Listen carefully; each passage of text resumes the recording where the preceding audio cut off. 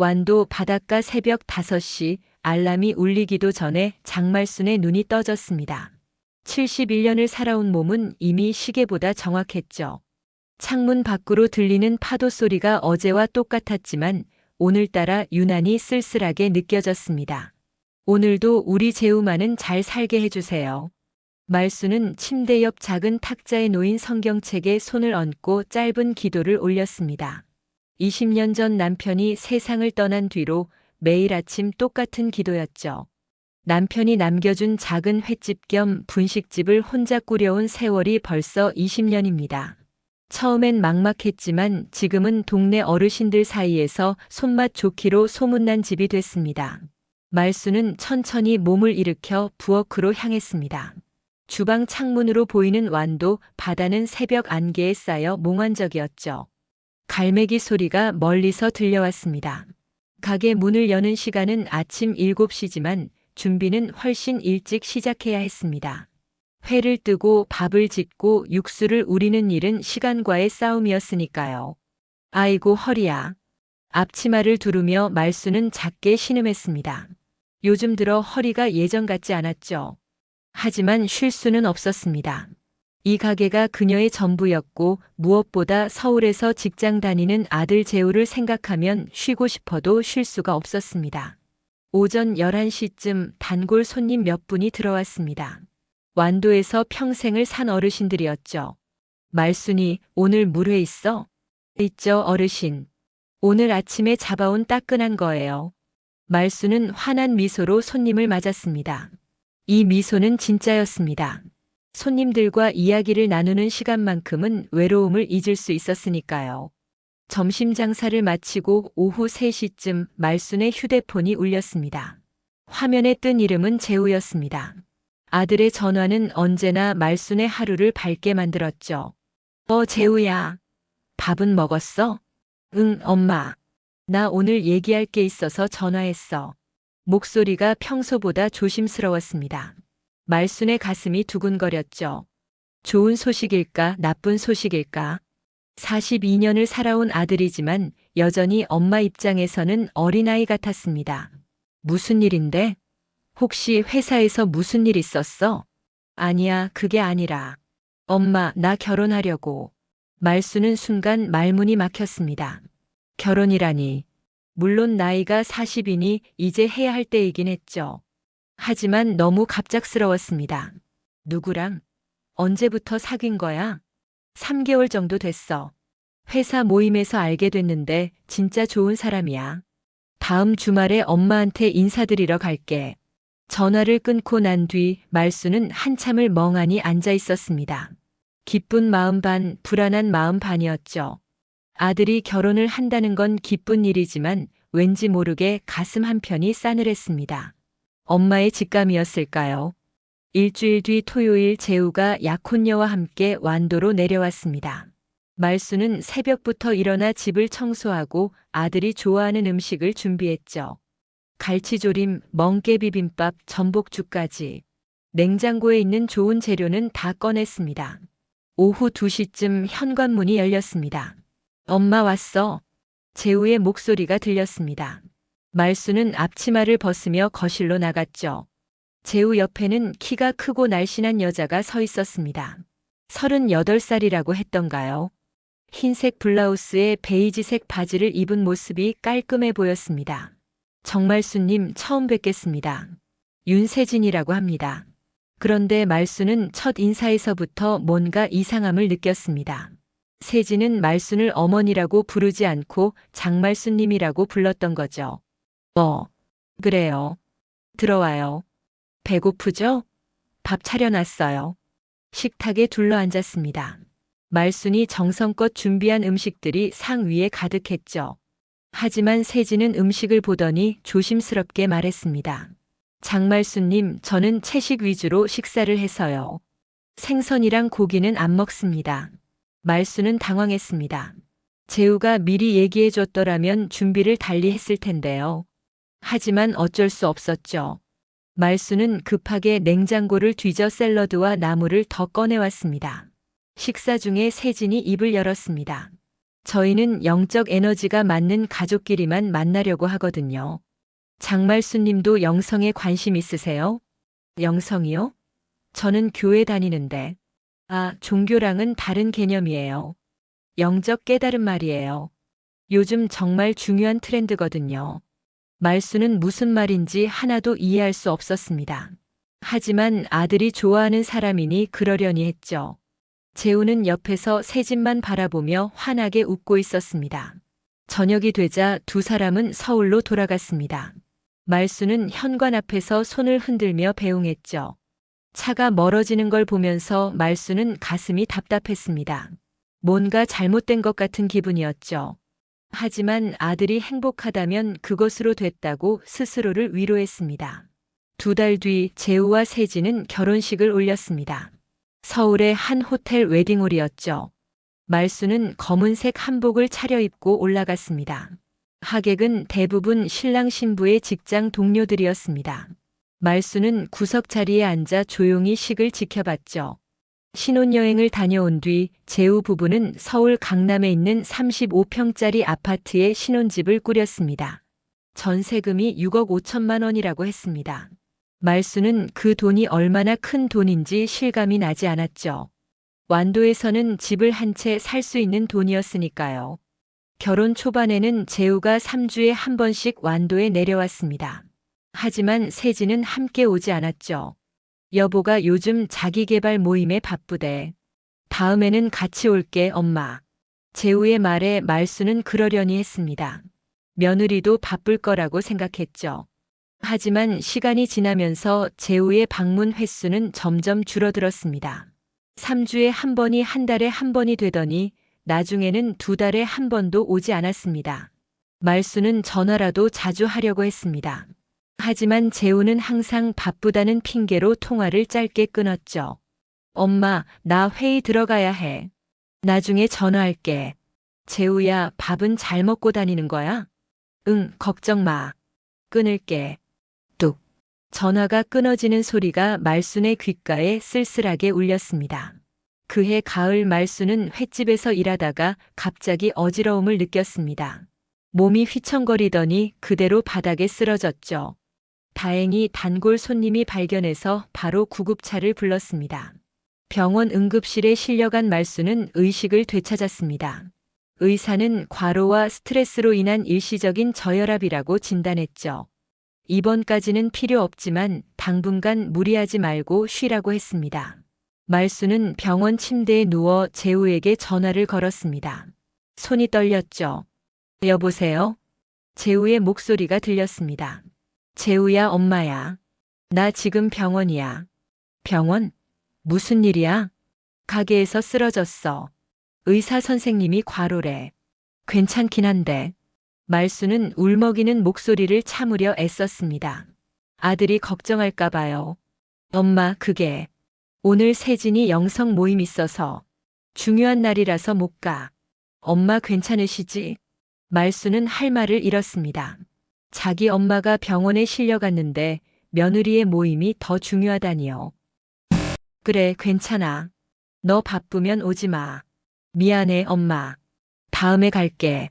전화를 끊은 뒤 말수는 병원 침대에 누워 조용히 울었습니다. 옆 침대에 누워있던 환자의 보호자가 걱정스러운 눈으로 바라봤지만 말수는 아무 말도 하지 않았죠. 그저 창밖을 바라보며 눈물을 흘릴 뿐이었습니다. 밤이 깊어갔습니다. 병원 복도는 고요했고 간호사들의 발소리만이 가끔씩 들렸죠. 말수는 천장을 바라보며 생각했습니다.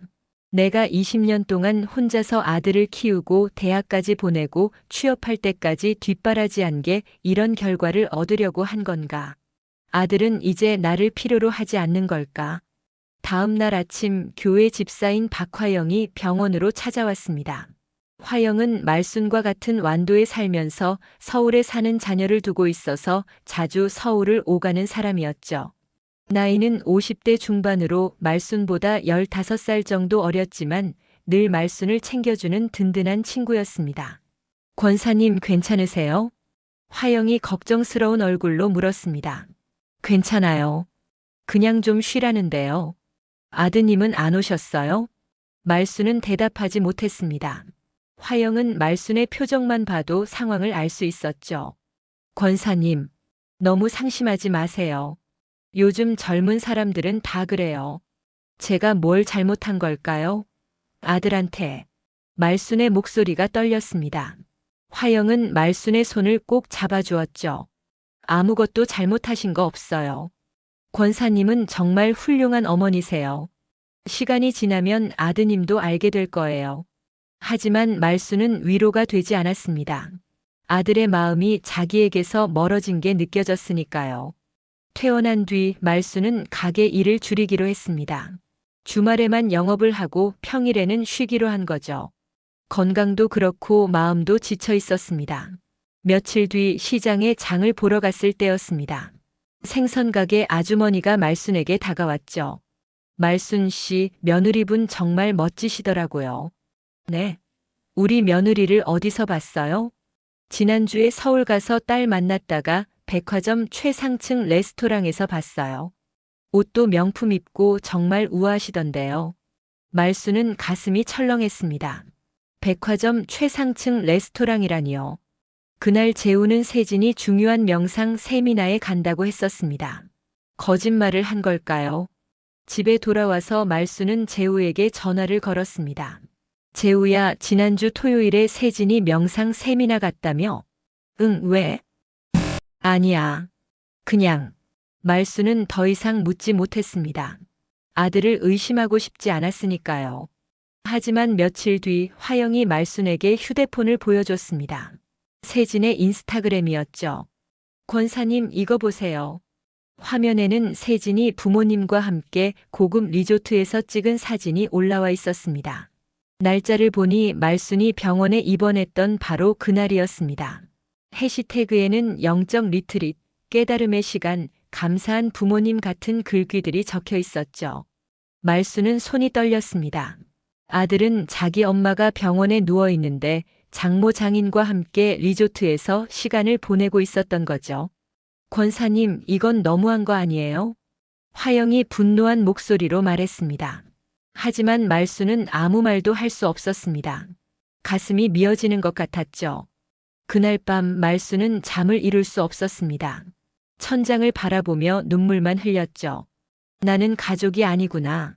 아들에게도 며느리에게도 그저 멀리 떨어진 존재일 뿐이구나. 새벽이 되어서야 말순은 겨우 잠이 들었습니다. 하지만 꿈속에서도 아들의 차가운 목소리가 들렸죠. 엄마, 괜찮으시지? 겨울이 다가오고 있었습니다. 완도 바닷바람은 점점 차가워졌고 말순의 마음도 함께 얼어붙는 것 같았죠. 횟집 일을 줄인 뒤로 시간은 많아졌지만 그 시간들이 외롭기만 했습니다. 어느 날 오후 말순은 남편의 방을 정리하기로 했습니다. 20년 동안 손도 대지 않았던 곳이었죠. 남편이 세상을 떠난 뒤로 그대로 둔 채 문을 닫아뒀던 공간이었습니다. 이제는 정리할 때가 된 것 같았어요. 방문을 열자 오래된 먼지 냄새가 코를 찔렀습니다. 말순은 창문을 열어 환기를 시키고 천천히 짐을 정리하기 시작했죠. 옷장 속 낡은 옷들, 책상 위 펜과 수첩들, 서랍 속 오래된 사진들. 하나하나 꺼낼 때마다 남편과의 추억이 떠올랐습니다. 여보, 당신이 살아있었으면 재우가 이렇게까지 변했을까요? 말순은 남편의 사진을 보며 혼잣말을 했습니다. 사진 속 남편은 환하게 웃고 있었죠. 말순은 사진을 꼭 껴안고 한참을 울었습니다. 한참을 울고 난 뒤 말순은 다시 정리를 시작했습니다. 책상 서랍 맨 아래에서 낡은 서류 봉투가 나왔죠. 봉투에는 중요라고 남편의 손글씨로 적혀 있었습니다. 말순은 조심스럽게 봉투를 열었습니다. 안에는 몇 장의 서류가 들어 있었습니다. 그중 한 장을 꺼내본 말순은 그만 손이 떨렸죠. 차용증이었습니다. 금액은 3천만 원, 차용인은 강재우, 날짜는 5년 전이었습니다. 이게 뭐지? 말순은 다른 서류들도 확인했습니다. 통장 사본, 이체 내역서, 그리고 남편이 직접 쓴 메모까지 있었죠. 메모에는 이렇게 적혀 있었습니다. 재우가 창업 자금이 필요하다고 해서 3천만 원을 빌려줬다. 말순이한테는 걱정 끼칠까봐 말하지 않았다. 재우가 성공하면 갚을 거라고 했으니 믿는다. 하지만 만약을 위해 차용증을 받아뒀다. 말순은 멍하니 서류를 바라봤습니다. 5년 전이면 재우가 프랜차이즈 외식 기업에 입사하기 직전이었죠. 그때 재우가 자기 사업을 하려고 했던 걸 말순은 전혀 몰랐습니다. 남편도 아무 말 없이 돈을 빌려줬던 거죠. 3천만 원이나. 그 돈이면 말순이 1년 동안 횟집에서 벌어들이는 수입과 맞먹는 금액이었습니다. 결국 재우는 창업을 포기하고 회사에 취직했지만 돈은 갚지 않았던 거죠. 아니, 어쩌면 재우는 이 돈을 빌린 것조차 잊고 있을지도 몰랐습니다. 말순은 서류들을 들고 거실로 나왔습니다. 소파에 앉아 한참을 생각했죠. 어떻게 해야 할까? 아들에게 이 얘기를 꺼내야 할까? 하지만 돈 얘기를 꺼내면 아들이 더 멀어질 것 같았습니다. 며칠을 고민하다가 말순은 화영에게 전화를 걸었습니다. 화영 씨, 나 좀 만날 수 있을까요? 물론이죠, 권사님. 무슨 일 있으세요? 그게 직접 만나서 얘기할게요. 다음 날 두 사람은 완도 항구 근처 카페에서 만났습니다. 말순은 서류 봉투를 화영에게 보여줬죠. 이걸 남편 방에서 찾았어요. 화영은 서류들을 찬찬히 읽어봤습니다. 그리고는 심각한 표정을 지었죠. 권사님, 이건 법적으로 유효한 차용증이에요. 아드님이 돈을 갚아야 해요. 하지만 어떻게 아들한테 돈 얘기를 해요? 더 멀어질 것 같아서. 권사님, 화영이 말순의 손을 잡았습니다. 권사님, 사랑은 희생만이 아닙니다. 정의도 믿음이에요. 권사님이 평생 아드님을 위해 희생하셨잖아요. 이제는 권사님도 당신의 권리를 주장하셔야 해요. 그래도 아드님이 진짜 효자라면 이 돈을 갚는 게 당연한 거예요. 그리고 만약 이 돈조차 갚지 않으려 한다면 그건 아드님이 잘못된 거예요. 권사님 잘못이 아니고요. 말순은 한참을 침묵했습니다. 화영의 말이 맞다는 걸 알면서도 선뜻 결정을 내리기가 어려웠죠. 생각해 볼게요. 일주일이 지났습니다. 말순은 매일 밤 잠들기 전에 차용증을 꺼내봤습니다. 그리고 고민했죠. 결국 말순은 재우에게 전화를 걸기로 했습니다. 여보세요? 재우의 목소리가 들렸습니다. 예전보다 더 차갑게 느껴졌죠. 재우야, 엄마야. 오랜만이네. 응, 왜? 저기, 재우야, 너 아버지한테 5년 전에 돈 빌린 거 기억나니? 전화 너머로 잠시 침묵이 흘렀습니다. 무슨 돈? 3천만 원. 창업 자금으로 빌렸다고 아버지가 적어 놓으셨어. 차용증도 있고. 아, 그게 벌써 5년 전이야? 재우의 목소리에는 놀라움도 미안함도 없었습니다. 그저 귀찮다는 듯한 어조였죠. 그래. 아버지 방 정리하다가 찾았어.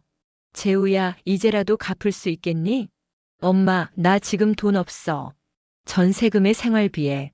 여유가 하나도 없다고. 그래도 이건 빚이잖아. 아버지한테 빌린 돈이고. 그때 전화기 너머로 세진의 목소리가 들렸습니다. 여보, 누구야? 엄마야. 뭐래? 재우는 잠시 세진과 무언가 이야기를 나눴습니다. 말순은 전화기를 귀에 대고 불안한 마음으로 기다렸죠. 다시 재우의 목소리가 들렸습니다. 엄마, 나중에 여유 생기면 줄게. 지금은 진짜 어려워. 재우야. 끊을게. 뚝. 전화가 끊어졌습니다. 말순은 멍하니 휴대폰을 바라봤죠. 아들의 태도에서 진심을 느낄 수 없었습니다. 다음 날 말순은 다시 화영에게 전화했습니다. 화영 씨, 재우한테 얘기했어요. 뭐래요? 나중에 여유 생기면 준다고 하더라고요. 근데 목소리가 진심이 아닌 것 같아요. 권사님, 그럼 내용 증명을 보내세요. 내용 증명이요? 네. 법적으로 돈을 갚으라고 요구하는 거예요. 우체국에서 보낼 수 있어요. 그래도 안 갚으면 소송을 해야 하고요. 말순은 가슴이 철렁했습니다. 소송이라니요. 자기 아들을 법정에 세운다는 게 말이 되나요? 화영 씨, 그건 너무 심한 것 같아요. 권사님, 심한 건 아드님이에요. 부모님 돈을 빌려놓고 5년이나 갚지 않은 것도 모자라 이제는 갚을 생각조차 없는 거잖아요. 화영의 말이 옳았습니다. 하지만 말수는 쉽게 결정을 내릴 수 없었죠. 일주일이 더 지났습니다. 그동안 재우는 말순에게 연락조차 하지 않았습니다. 말수는 매일 밤 잠들지 못하고 고민했죠. 그리고 결국 결심했습니다. 해야겠어. 이게 재우를 위한 거야. 말수는 우체국을 찾아갔습니다. 직원의 도움을 받아 내용 증명을 작성했죠. 내용은 간단했습니다. 5년 전에 빌려간 3천만 원을 21일 이내에 갚으라는 것이었습니다. 우체국 직원이 도장을 찍었습니다. 꽝! 그 소리가 말순의 귓가에 크게 울렸죠. 내용 증명은 며칠 뒤 재우에게 도착했습니다. 사흘 뒤 재우에게서 전화가 왔습니다. 목소리가 떨리고 있었죠. 엄마, 이게 뭐야? 내용 증명을 왜 보내? 재우야, 엄마가 여러 번 얘기했잖아. 돈 갚으라고. 그렇게까지 해야 돼? 나 진짜 지금 돈 없다니까. 5년이야, 재우야. 5년 동안 한 푼도 안 갚았잖아. 엄마도 이제 늙었어. 횟집 일도 줄여야 하고 병원비도 들고. 그래도 이건 너무해. 내용 증명까지 보내다니. 그때 또다시 세진의 목소리가 들렸습니다. 여보, 뭐래? 나 좀 줘봐. 전화기가 세진에게 넘어갔습니다. 세진의 목소리가 차갑게 들렸죠. 장말수님, 저예요. 윤세진입니다. 장말수님, 돈에 집착하시는 건 영적으로 아주 안 좋습니다. 우리는 지금 영적 성장을 위해 많은 투자를 하고 있어요. 그런데 장말수님이 이렇게 물질에 집착하시면 우리 가족의 에너지가 흐려져요. 말수는 어이가 없었습니다. 자기 돈을 갚으라는 게 집착이라니요. 세진아, 이건 집착이 아니라 당연한 권리예요. 재우가 빌린 돈이잖아요. 장말수님은 이해를 못 하시는군요. 우리는 더 높은 차원에서 살고 있어요. 돈 같은 건 의미가 없어요. 의미가 없으면 빌리지를 말았어야지. 말수는 처음으로 목소리를 높였습니다. 하지만 세진은 냉정했죠. 장말수님, 그렇게 화를 내시면 안 돼요. 부정적인 에너지가 온 집안에 퍼져요. 우리는 이제 장말수님과 거리를 둬야 할 것 같아요. 뭐라고? 네. 영적으로 맞지 않는 사람과는 만나지 않는 게 좋아요. 재우도 저와 같은 생각이에요. 전화가 끊어졌습니다. 말수는 한참을 멍하니 서 있었죠. 방금 무슨 일이 벌어진 건지 실감이 나지 않았습니다. 21일이 지났지만 재우는 돈을 갚지 않았습니다. 말수는 화영과 함께 변호사 사무실을 찾아갔죠. 권사님, 소송을 진행하시는 게 맞습니다. 변호사는 차용증을 검토한 뒤 말했습니다. 이 차용증은 법적으로 유효합니다. 승소 가능성이 아주 높아요. 소송을 하면 얼마나 걸려요? 빠르면 6개월, 길면 1년 정도 걸릴 수 있습니다. 말수는 한숨을 쉬었습니다. 1년이라니. 그동안 아들과는 완전히 남이 되는 거죠. 그래도 하셔야 해요, 권사님. 화영이 말순의 손을 잡았습니다. 말수는 고개를 끄덕였죠. 알겠습니다. 해주세요. 소장이 접수됐습니다. 며칠 뒤 재우에게 법원 출석 통지서가 날아갔죠. 재우는 그날 밤 말순에게 전화를 걸어왔습니다. 목소리는 분노로 가득했습니다. 엄마, 진짜 법원까지 가는 거야? 재우야, 엄마가 달리 방법이 없었어. 내가 갚았으면 이렇게 안 했어. 나는 진짜 엄마를 엄마로 안 볼 거야. 어떻게 자식을 법원에 세워? 재우야, 이제 우리는 남이야. 완전히 남. 알았지? 전화가 끊어졌습니다. 말수는 바닥에 주저앉아 울었죠. 아들이 자기를 남이라고 했습니다. 그 말이 가슴에 박혔습니다. 첫 재판날이 다가왔습니다. 말수는 검은색 옷을 입고 법원에 갔죠. 화영이 함께 동행해줬습니다. 법원 복도는 조용했습니다. 말수는 긴 의자에 앉아 기다렸죠. 얼마 뒤 재우가 나타났습니다. 세진도 함께였습니다. 재우는 말순을 보고도 인사하지 않았습니다. 그냥 지나쳐갔죠. 말순은 가슴이 찢어지는 것 같았습니다. 재우야. 말순이 조용히 불렀습니다. 재우가 멈춰섰죠. 하지만 돌아보지는 않았습니다. 여기서는 장말순 씨라고 부를게요. 우리는 남입니다. 재우의 목소리는 차가웠습니다. 말순은 더 이상 말을 할 수 없었죠. 법정에 들어갔습니다. 판사가 앉아 있었고 양쪽에 말순과 재우가 자리를 잡았습니다. 재판이 시작됐죠. 재우 측 변호사가 먼저 말했습니다. 재판장님, 원고는 피고의 어머니입니다. 자식에게 준 돈을 이제 와서 갚으라고 하는 건 부당합니다. 증거를 제시해 주세요. 판사가 말했습니다. 말순의 변호사가 차용증을 제출했죠. 재판장님, 이것은 피고가 직접 서명한 차용증입니다. 법적으로 유효한 문서입니다. 재우의 변호사가 반박했습니다. 그것은 형식일 뿐입니다. 부모 자식 간에 돈을 주고받는 것은 증여로 봐야 합니다. 말순의 변호사가 답했습니다. 차용증에 명확히 빌림이라고 적혀 있습니다. 증여가 아닙니다. 재판은 1시간 넘게 계속됐습니다. 판사는 양측의 주장을 들은 뒤 말순에게 물었죠. 원고 하실 말씀 있으십니까? 말순은 떨리는 목소리로 일어섰습니다. 재판장님, 저는 아들을 키운 죄밖에 없습니다. 말순의 눈에서 눈물이 흘러내렸습니다.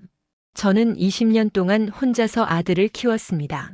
남편이 일찍 돌아가셔서 횟집을 하며 아들 대학까지 보냈습니다. 한 번도 아들한테 힘들다는 소리 안 했습니다. 아들이 잘 되기만 바랐습니다. 말순은 잠시 말을 멈추고 재우를 바라봤습니다. 재우는 고개를 숙이고 있었죠. 그런데 아들이 결혼하고 나서 저는 가족이 아니게 됐습니다. 병원에 입원해도 안 오고 전화해도 바쁘다고 끊고 며느리는 저를 이름으로 부릅니다. 저는 그래도 참았습니다. 아들이 행복하면 됐으니까요. 말순의 목소리가 떨렸습니다. 하지만 이 돈은 남편이 마지막으로 남긴 거예요. 제가 늙어서 아플 때 쓰라고 남긴 거예요. 그런데 아들이 가져갔고 5년이 지나도 안 갚았습니다.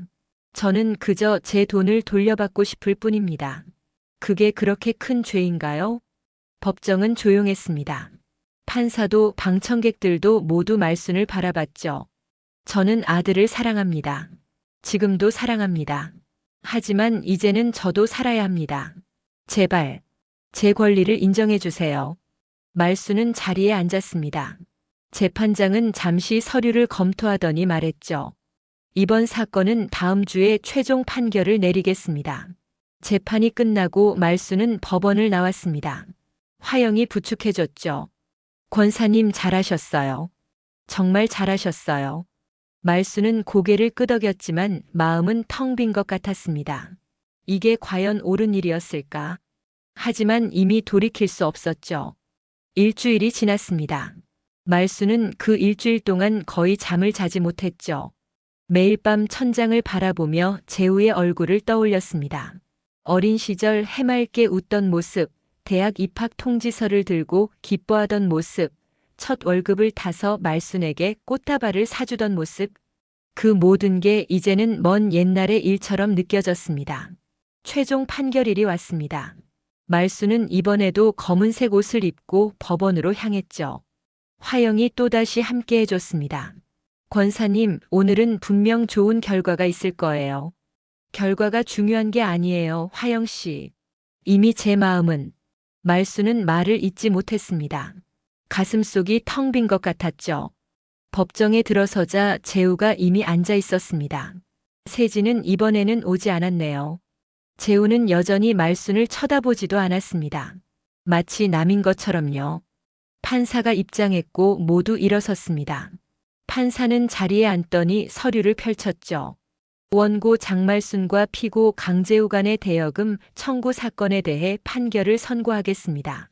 법정은 숨소리조차 들리지 않을 만큼 조용했습니다. 말순의 심장이 빠르게 뛰었죠. 본 재판부는 제출된 차용증과 이체 내역서 등을 검토한 결과 원고의 주장에 손을 들어줍니다. 피고는 원고에게 3천만 원과 지연이자를 합산하여 총 3,600만 원을 지급하라. 망치 소리가 울렸습니다. 탕! 그 소리와 함께 말순의 마음 한편이 무너져 내렸습니다. 이겼습니다. 법적으로는 이긴 거죠. 하지만 왜 이렇게 슬플까요? 재우는 자리에서 일어나 법정을 빠져나갔습니다. 말순을 쳐다보지도 않았죠. 말순은 그 뒷모습을 멍하니 바라봤습니다. 권사님 이기셨어요. 이기셨다고요. 화영이 기뻐하며 말순의 손을 잡았습니다. 하지만 말순은 웃을 수 없었죠. 화영 씨, 제가 뭘 이긴 건가요? 돈을 받으실 수 있어요. 당연한 권리를 찾으신 거예요. 그래요. 돈은 받겠죠. 하지만 아들은 잃었어요. 말순의 눈에서 눈물이 흘러내렸습니다. 화영은 말순을 안아줬죠. 법원을 나와 완도로 돌아가는 길 말순은 창밖만 바라봤습니다. 겨울 바다는 잔잔했지만 말순의 마음은 폭풍우가 몰아치는 것 같았죠. 집에 도착해서도 말순은 멍하니 앉아있기만 했습니다. 밥도 먹지 않고 물도 마시지 않았죠. 그저 창밖을 바라볼 뿐이었습니다.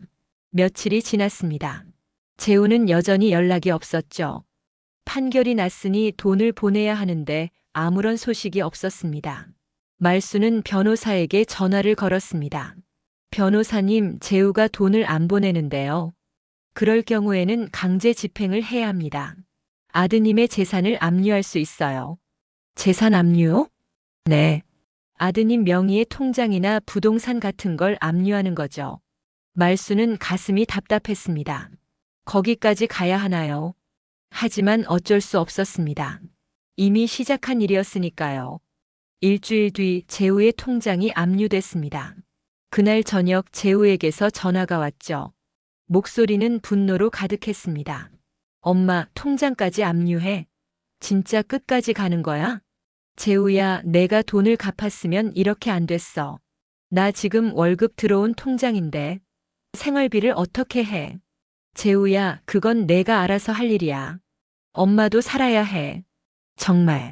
정말 실망이야. 엄마가 이런 사람인 줄 몰랐어. 재우는 전화를 끊어버렸습니다. 말순은 휴대폰을 내려놓고 한숨을 쉬었죠. 다음 날 말순은 횟집 문을 완전히 닫기로 결심했습니다. 더 이상 일할 기력이 없었죠. 20년 동안 운영한 가게를 정리하는 건 쉽지 않았습니다. 냉장고 속 재료들을 정리하고 테이블과 의자를 치우고 주방 기구들을 하나씩 정리했죠. 말순이 가게 문 닫는다며 단골 손님 할머니가 찾아왔습니다. 네, 할머니. 이제 나이도 있고 건강도 안 좋아서요. 아이고, 섭섭하네. 그동안 맛있는 거 많이 먹었는데. 감사했어요, 할머니. 그동안 많이 와주셔서. 말순은 눈물을 참으며 웃었습니다. 손님들과의 작별도 쉽지 않았죠. 가게를 정리하고 한 달쯤 지났을 때 화영이 말순에게 전화를 걸어왔습니다. 권사님, 시니어 센터에서 요리 강사를 찾는데요. 관심 있으세요? 요리 강사요? 네. 어르신들한테 반찬 만드는 법 같은 걸 가르치는 거예요. 권사님 솜씨면 충분히 하실 수 있어요. 말순은 잠시 생각했습니다. 집에만 있으니 우울한 생각만 들었죠. 뭔가 해야 할 것 같았습니다. 한번 가볼게요. 다음 날 말순은 완도 시니어 센터를 찾아갔습니다. 센터장이 반갑게 맞아줬죠. 어서 오세요. 장말순 권사님이시죠? 네, 안녕하세요. 화영 집사님한테 얘기 많이 들었어요. 권사님 손맛이 정말 좋으시다면서요? 아, 그냥 횟집 20년 하다 보니 조금 아는 정도예요. 한번 시범 강의를 해보시겠어요? 다음 주 수요일에. 말순은 고개를 끄덕였습니다. 새로운 시작이 필요했으니까요. 시범 강의 날이 왔습니다. 말순은 간단한 밑반찬 만드는 법을 가르치기로 했죠. 멸치볶음, 시금치 무침, 콩나물 무침 같은 기본적인 것들이었습니다. 강의실에는 60대에서 70대까지 어르신들이 15명 정도 앉아 있었습니다. 말순은 떨리는 마음으로 앞에 섰죠. 안녕하세요. 저는 장말순이라고 합니다. 오늘은 간단한 밑반찬 만드는 법을 알려드릴게요. 말순은 천천히 재료를 설명하고 조리 과정을 보여줬습니다. 처음에는 긴장했지만 요리를 하다 보니 자연스러워졌죠. 20년 동안 해온 일이었으니까요. 멸치는 너무 오래 볶으면 쓴맛이 나요. 중불에서 3분 정도만 볶으면 돼요. 아, 그래서 제가 만든 멸치볶음이 쓴맛이 났구나. 한 할머니가 무릎을 치며 말했습니다. 사람들이 웃음을 터뜨렸죠. 말순도 덩달아 웃었습니다. 오랜만에 편안하게 웃는 것 같았습니다. 강의가 끝난 뒤 어르신들이 말순에게 다가왔습니다. 선생님, 정말 설명 잘하시네요. 다음에 또 와주세요. 배우고 싶은 게 많아요. 선생님 덕분에 오늘 너무 즐거웠어요. 말순은 가슴이 따뜻해졌습니다. 누군가에게 필요한 사람이 된다는 게 이런 기분이구나.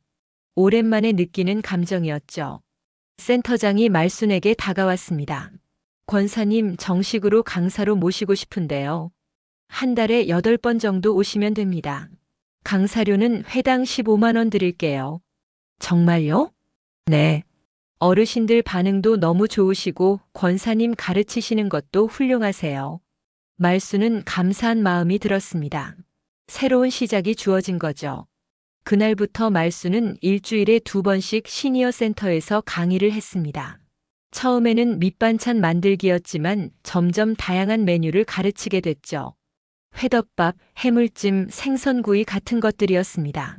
강의를 할 때마다 말순은 웃음을 되찾아갔습니다. 어르신들이 좋아하는 모습을 보면서 자신도 행복해졌죠. 나는 엄마로만 산 게 아니었구나. 나도 가치 있는 사람이구나. 그런 생각이 들었습니다. 몇 달이 지났습니다. 겨울이 지나고 봄이 왔죠. 완도 바다는 따뜻한 햇살을 받으며 반짝였습니다. 어느 날 말순은 법원으로부터 연락을 받았습니다. 재우가 돈을 송금했다는 거죠. 3,600만 원 전액이었습니다. 말순은 통장 잔고를 확인했습니다. 숫자가 찍혀 있었죠. 하지만 기쁘지 않았습니다. 오히려 마음이 무거웠습니다. 이 돈을 받으려고 아들과 싸운 건가? 말순은 한숨을 쉬었습니다. 돈은 받았지만 아들은 여전히 연락이 없었죠. 그날 저녁 화영이 말순을 찾아왔습니다. 권사님, 돈 받으셨다며요? 축하드려요. 고마워요, 화영 씨. 화영 씨 덕분이에요. 이제 마음 편히 사세요. 권사님 권리를 찾으신 거예요. 하지만 말순의 표정은 밝지 않았습니다. 화영이 조심스럽게 물었죠. 아드님 소식은 없으세요? 없어요.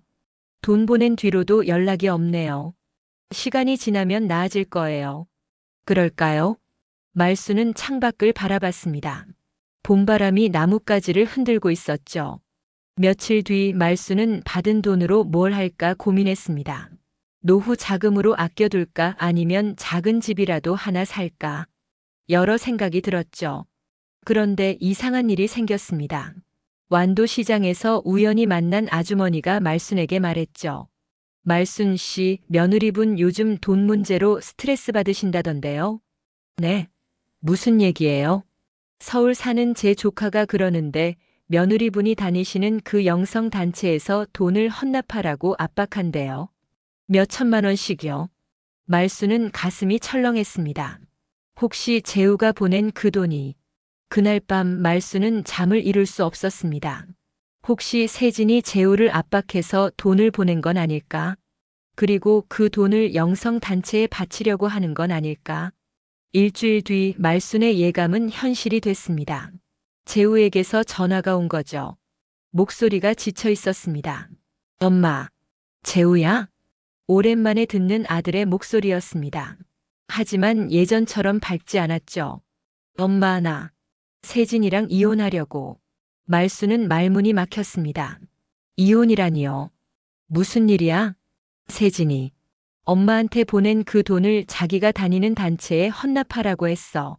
나는 거절했고 그때부터 싸움이 시작됐어.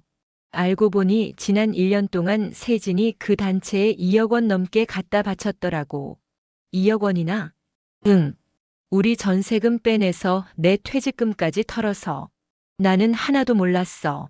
며칠 전에 통장 확인하다가 알게 됐어. 말순은 충격을 받았습니다. 2억 원이면 엄청난 돈이었죠. 그래서 어떻게 하려고? 이혼 서류 썼어. 세진도 동의했어. 사실 세진도 이제 나한테 관심 없는 것 같아. 그냥 돈만 원했던 거지. 재우의 목소리가 떨렸습니다. 말순은 가슴이 아팠죠. 아들이 고통받고 있다는 게 느껴졌습니다. 재우야 힘들었겠다. 엄마, 미안해. 진짜 미안해.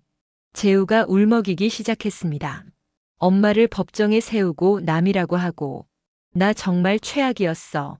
세진이한테 세뇌당한 것도 모르고 엄마한테 그렇게 했어. 용서해줘 엄마. 말순의 눈에서도 눈물이 흘러내렸습니다. 괜찮아 재우야. 다 지난 일이야. 아니야. 괜찮지 않아. 나는 엄마한테 돌이킬 수 없는 짓을 했어. 재우는 한참을 울었습니다. 말순도 함께 울었죠. 전화기 너머로 두 사람의 흐느낌이 들렸습니다. 한참 뒤 재우가 말했습니다. 엄마, 나 이제 어떻게 해야 해? 일단 마음 추스르고 천천히 생각해보자. 엄마가 도와줄게. 고마워, 엄마. 정말 고마워. 전화를 끊은 뒤 말순은 한참을 생각했습니다. 아들이 힘들어하고 있다는 게 느껴졌죠. 하지만 이제는 예전처럼 무조건 아들 편을 들 수 없었습니다. 아들도 책임을 져야 했으니까요. 며칠 뒤 재우가 완도로 내려왔습니다. 혼자였죠. 말순은 현관문을 열고 아들을 맞았습니다. 왔니? 응, 엄마. 재우는 많이 야위어 있었습니다. 눈 밑에는 다크서클이 짙게 깔려 있었죠. 말순은 가슴이 아팠지만 내색하지 않았습니다. 들어와. 밥 먹었어? 아니. 말순은 부엌으로 가서 밥상을 차렸습니다. 재우가 좋아하는 음식들이었죠. 갈치조림, 멸치볶음, 된장찌개. 식탁에 마주 앉았습니다. 재우는 밥을 먹다가 눈물을 흘렸죠. 이 맛. 오랜만이야. 천천히 먹어. 재우는 한참을 울면서 밥을 먹었습니다. 말순은 그 모습을 조용히 지켜봤죠. 밥을 다 먹은 뒤 두 사람은 거실에 앉았습니다. 재우가 먼저 입을 열었죠. 엄마, 나 이제 아파트 빼고 완도로 내려올까봐. 왜? 전세금도 많이 빠져나갔고 세진이랑 이혼하면 혼자 사는 건데 서울에 있을 이유가 없어. 회사도 그만두려고. 말순은 고개를 저었습니다. 안 돼. 재우야, 너는 서울에 있어야 해. 왜? 나는 엄마 곁에 있고 싶은데. 그건 도망치는 거야. 너는 서울에서 다시 시작해야 해. 제대로 된 삶을 살아야지. 재우는 말순을 바라봤습니다. 말순의 눈빛은 단호했죠. 엄마는 이제 너 없이도 잘 살아. 시니어 센터에서 강의도 하고 사람들도 만나고. 너는 너 인생을 살아야 해. 하지만 재우야, 엄마는 내가 강한 사람이 되길 바라. 힘들다고 도망치는 게 아니라 정면으로 마주하는 사람 말이야. 재우는 고개를 숙였습니다. 말순의 말이 맞다는 걸 알았죠. 알았어, 엄마. 서울에서 다시 시작할게. 그래. 힘들면 언제든지 전화해. 엄마가 들어줄게. 재우는 이틀을 완도에서 보내고 서울로 돌아갔습니다. 떠나기 전에 말순에게 말했죠. 엄마 사랑해. 나도 사랑해, 재우야. 봄이 깊어지고 여름이 다가왔습니다. 완도 바다는 짙푸른 색으로 물들었고 말순의 삶도 조금씩 색을 되찾아가고 있었죠. 시니어 센터에서의 강의는 이제 말순의 일상이 됐습니다. 한 달에 8번 어르신들과 함께 요리를 하며 웃고 떠드는 시간이 말순에게는 가장 행복한 순간이었습니다. 말순 선생님, 오늘은 뭘 배워요? 오늘은 계절 음식으로 죽순볶음을 해볼까 해요. 오, 좋아요. 죽순이 지금 한창이죠. 강의실은 언제나 활기가 넘쳤습니다. 말순은 어르신들 한 명 한 명의 얼굴을 보며 미소를 지었죠. 이 사람들에게 필요한 사람이라는 게 느껴졌습니다. 나는 그저 아들의 엄마가 아니었습니다. 나는 장말순이었고 나만의 삶이 있었죠. 강의가 끝난 뒤 센터장이 말순을 불렀습니다. 권사님, 다음 달부터 강의를 한 달에 12번으로 늘리실 수 있으세요? 12번이요? 네. 신청자가 너무 많아서요. 지금은 한 반만 운영하는데 2반으로 늘리려고 하거든요. 말순은 잠시 생각했습니다. 한 달에 12번이면 일주일에 3번 정도 오는 거죠. 할 수 있을 것 같았습니다. 좋아요. 하겠습니다. 감사해요, 권사님. 그리고 강사료도 회당 20만 원으로 올려드릴게요. 말순은 깜짝 놀랐습니다. 20만 원이면 한 달에 240만 원이었죠. 횟집을 할 때보다 오히려 수입이 늘어나는 거였습니다. 정말요?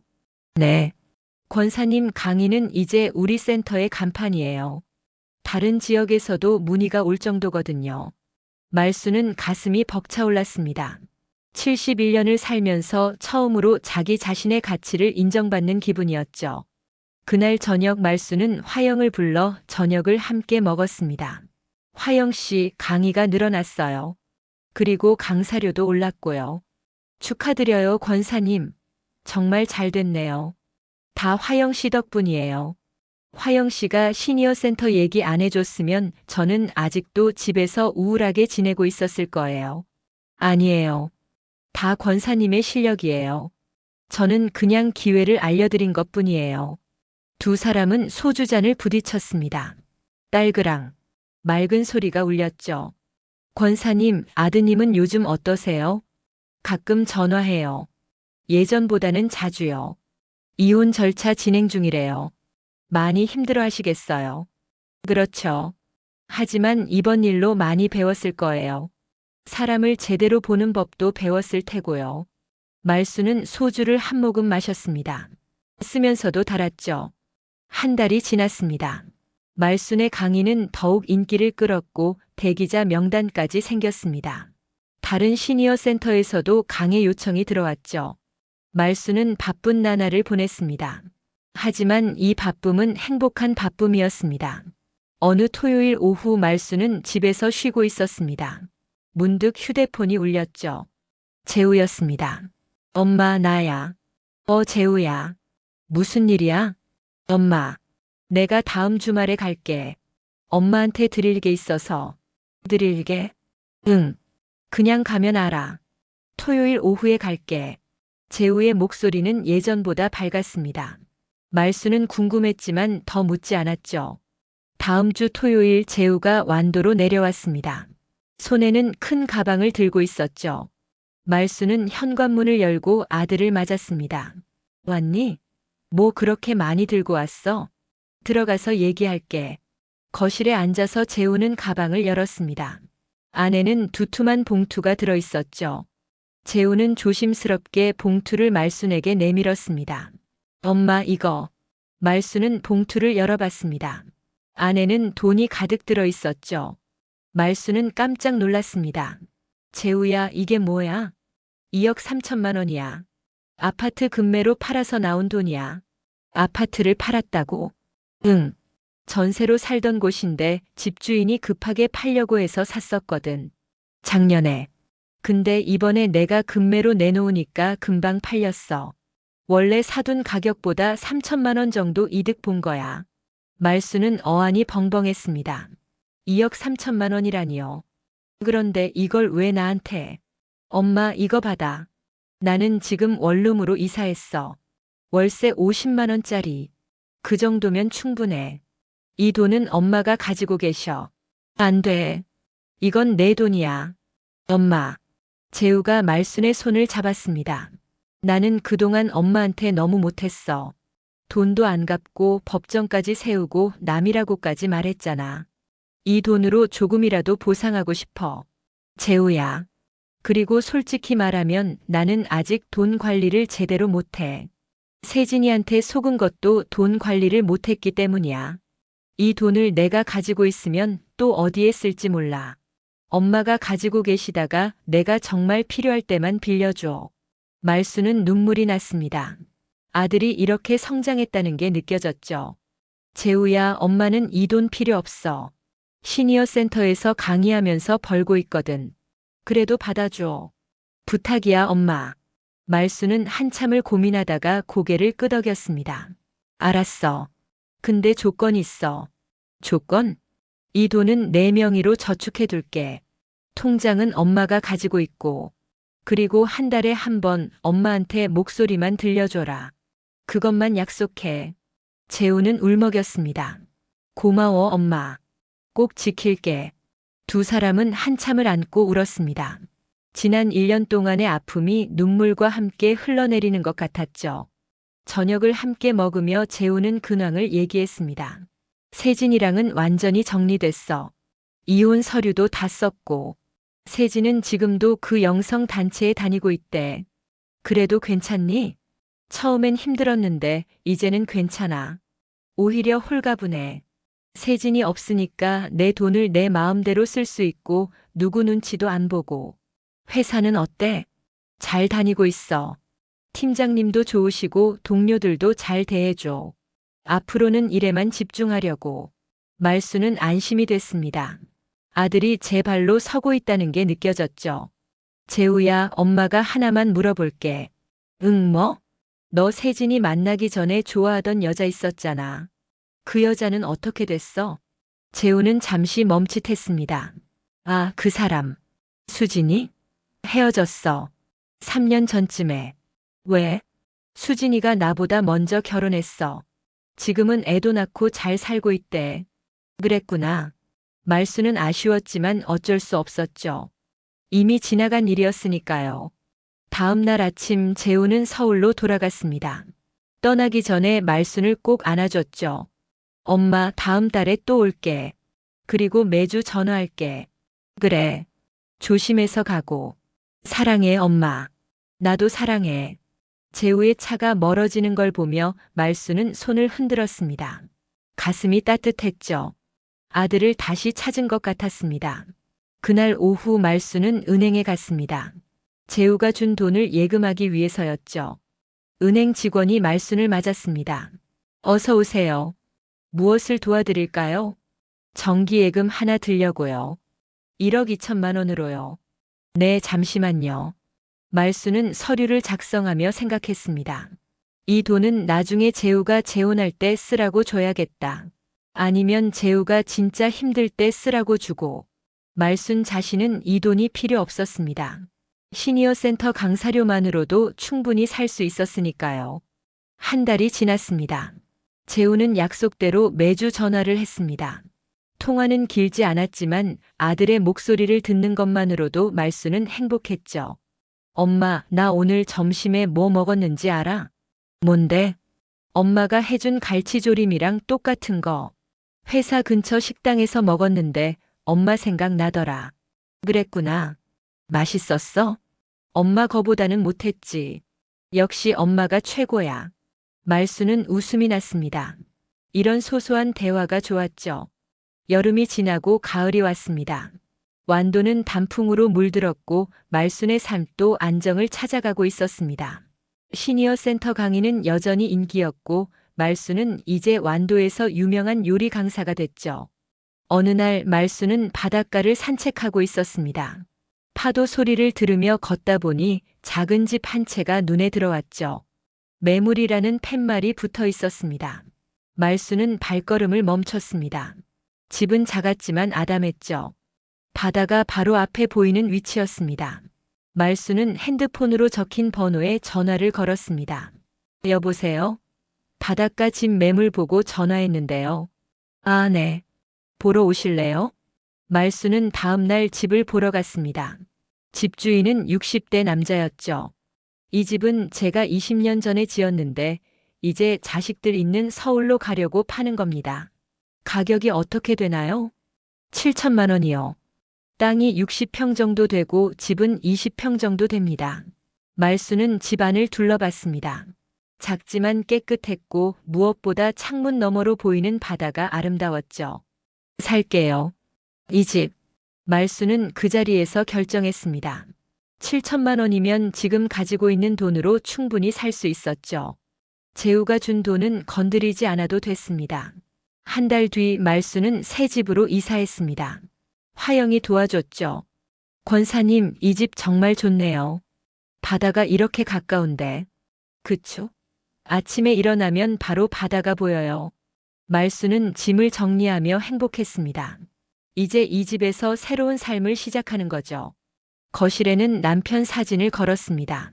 사진 속 남편은 여전히 환하게 웃고 있었죠. 여보, 당신 덕분에 재우랑 다시 가까워졌어요. 고마워요. 말수는 남편 사진에 대고 조용히 말했습니다. 새 집에서의 첫날 밤 말수는 바닷가에 나가 앉았습니다. 파도 소리가 귓가에 들렸고 바닷바람이 얼굴을 스쳤죠. 달빛이 바다를 비추고 있었습니다. 말수는 하늘을 올려다봤습니다. 별이 총총히 빛나고 있었죠. 감사합니다. 말수는 조용히 기도했습니다. 하지만 이번 기도는 달랐습니다. 아들을 위한 기도가 아니었죠. 감사합니다. 제가 이렇게 살 수 있게 해주셔서, 제 가치를 알게 해주셔서, 이제는 나도 나를 위해 살겠습니다.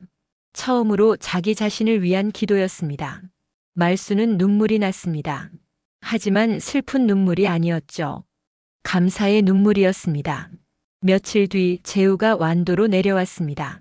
새 집을 보러 온 거죠. 엄마, 집 진짜 좋다. 바다가 이렇게 가까워. 그쵸? 엄마 마음에 쏙 들어. 재우는 집안을 둘러보며 감탄했습니다. 그리고 거실에 걸린 아버지 사진 앞에 섰죠. 아버지 잘 계시죠? 저 이제 제대로 살게요. 재우는 아버지 사진에 대고 조용히 말했습니다. 말수는 그 모습을 보며 미소를 지었죠. 저녁에 두 사람은 바닷가에 앉아 맥주를 마셨습니다. 파도 소리를 배경으로 가벼운 대화를 나눴죠. 엄마, 나 요즘 생각이 많아. 무슨 생각? 내가 왜 세진한테 그렇게 쉽게 속았을까? 생각해봤어. 말수는 재우를 바라봤습니다. 아마도 나는 누군가에게 인정받고 싶었던 것 같아. 세진이 나한테 당신은 특별해라고 말했을 때 그게 너무 좋았거든. 회사에서는 그냥 평범한 직원이고 엄마한테는 아들이고.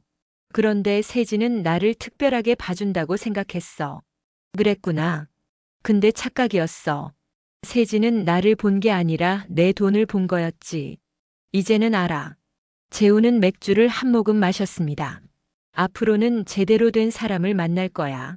서두르지 않고 천천히. 그리고 엄마 말씀도 잘 들을게. 말수는 재우의 어깨를 토닥였습니다. 재우야, 엄마가 하나만 얘기할게. 응. 사람을 만날 때는 겉모습보다 속을 봐야 해. 말보다는 행동을 봐야 하고. 그리고 무엇보다 내 가족을 소중히 여기는 사람을 만나야 해. 알았어, 엄마. 그날 밤 재우는 말순의 집에서 잤습니다. 다음 날 아침 일찍 일어나 서울로 돌아갈 준비를 했죠. 엄마, 다음 달에 또 올게. 그리고 매주 전화할게. 그래. 조심해서 가. 현관문 앞에서 재우가 말순을 안았습니다. 엄마 사랑해. 진심이야. 나도 사랑해, 재우야. 재우가 떠난 뒤 말순은 바닷가로 나갔습니다. 아침 햇살이 바다를 비추고 있었죠. 파도가 부드럽게 밀려왔다가 밀려갔습니다. 말순은 깊게 숨을 들이마셨습니다. 바닷바람이 상쾌했죠. 그리고 조용히 중얼거렸습니다. 나는 이제 자유야. 그때 휴대폰이 울렸습니다. 재우에게서 문자가 온 거죠. 엄마, 다음 주말에 갈게. 사랑해요. 말수는 휴대폰을 보며 미소를 지었습니다. 그리고 답장을 보냈죠. 그래, 기다릴게.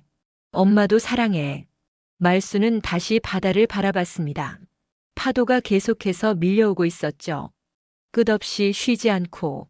인생도 이 파도 같다고 말수는 생각했습니다. 밀려왔다가 밀려가고 힘들 때도 있고 평온할 때도 있고. 하지만 계속 흘러간다는 거죠. 멈추지 않는다는 것. 말수는 71년을 살았습니다. 그중 50년은 누군가의 딸로, 20년은 누군가의 아내로, 40년은 누군가의 엄마로 살았죠. 하지만 이제는 다릅니다. 이제는 장말순으로 살 겁니다. 시니어 센터에서 강의도 하고 바닷가 작은 집에서 살고 가끔 아들과 통화하고 친구들과 차도 마시고 그렇게 평범하지만 행복한 삶을 살 겁니다. 말수는 바닷바람을 맞으며 눈을 감았습니다. 그리고 처음으로 자기 자신에게 물었죠. 말수나, 너는 뭐 하고 싶어? 대답은 금방 나왔습니다. 나는 그냥 행복하게 살고 싶어. 말수는 눈을 뜨고 미소를 지었습니다. 그리고 집으로 돌아갔죠. 오늘도 할 일이 많았습니다.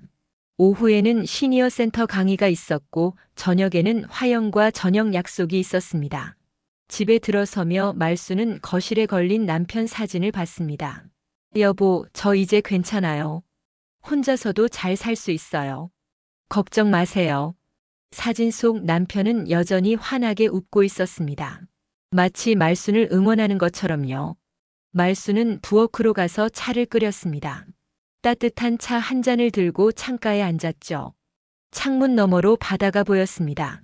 갈매기들이 날아다니고 있었고 어선 몇 척이 항구로 들어오고 있었습니다.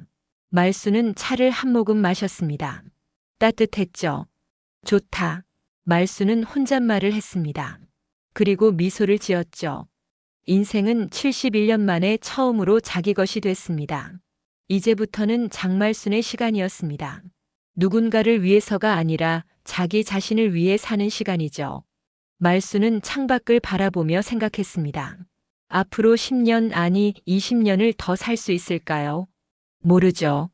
하지만 남은 시간이 얼마든 말순은 행복하게 살 겁니다.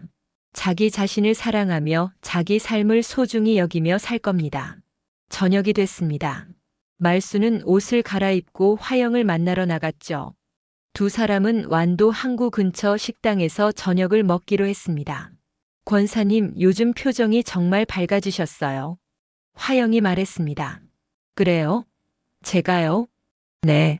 예전에는 항상 뭔가 걱정하시는 것 같았는데 지금은 정말 편안해 보이세요. 말순은 미소를 지었습니다. 그럴 거예요. 이제 저도 제 인생을 살고 있으니까요. 정말 잘하셨어요, 권사님. 아드님과의 관계도 좋아지고 일도 잘 되고 새 집도 장만하시고 완벽해요. 완벽하진 않아요. 여전히 외로울 때도 있고 걱정될 때도 있어요. 하지만 괜찮아요. 그게 인생이니까요. 두 사람은 소주잔을 부딪혔습니다. 딸그랑 맑은 소리가 울렸죠. 그날 밤 집에 돌아온 말순은 다시 바닷가로 나갔습니다. 밤바다는 고요했죠. 달빛만이 파도를 비추고 있었습니다. 말순은 모래사장에 앉아 하늘을 올려다봤습니다. 별이 총총히 빛나고 있었죠. 여보, 재우야, 그리고 세상 모든 사람들. 말순은 조용히 말했습니다. 나는 이제 행복해요. 진짜로요. 바닷바람이 말순의 머리카락을 흔들었습니다. 말순은 눈을 감고 그 바람을 온몸으로 느꼈죠. 그리고 마음속으로 다짐했습니다. 앞으로 남은 인생, 나를 위해 살겠다고. 누군가를 위해서가 아니라 나 자신을 위해서. 내가 행복해야 다른 사람도 행복하게 해줄 수 있다는 걸 이제는 안다고. 말순은 눈을 뜨고 바다를 바라봤습니다. 파도는 여전히 밀려오고 있었죠. 끝없이 쉬지 않고. 말순도 그렇게 살 겁니다. 멈추지 않고 계속 나아가면서. 힘들 때도 있겠지만 그래도 계속 앞으로 나아가면서요. 말순은 일어나서 집으로 돌아갔습니다. 내일은 또 새로운 하루가 시작될 겁니다. 시니어 센터에 가서 어르신들과 요리를 하고 웃고 떠들고 저녁에는 혼자 조용히 차를 마시며 바다를 바라보겠죠. 그렇게 평범하지만 행복한 하루하루를 살아갈 겁니다. 장말순의 새로운 인생이 지금부터 시작됩니다.